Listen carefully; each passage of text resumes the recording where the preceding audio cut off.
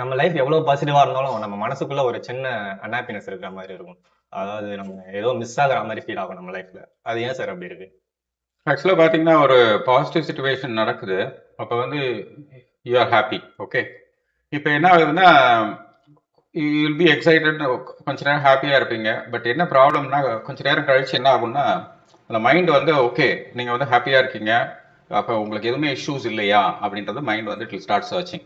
அப்போ வந்து ரொம்ப நேரம் ஹாப்பியாக இருப்போம். திடீர்னு ஒரு வேளை நீ வந்து எதுவுமே உனக்கு பிரச்சனை இல்லையான்னு மனது தேட ஆரம்பிக்கும். அப்போ வந்து இட் வில் ஃபைண்ட் இஷ்யூஸ். இப்போ வந்து என்ன ஆகும்னா the more it searches, now you will get into issues. அந்த பழைய எக்ஸிஸ்டிங் இஷ்யூஸ்க்கு வந்துடும். ஸோ இது என்ன சொல்யூஷன்ஸ்னா உங்களுக்கு பார்த்தீங்கன்னா உங்களுக்கு வந்து ஒரு ஒரு வின்னிங் சுச்சுவேஷன், ஒரு பாசிட்டிவ் சுச்சுவேஷன் வரும்போது வந்து நீங்கள் வந்து எக்ஸைட் ஆகக்கூடாது.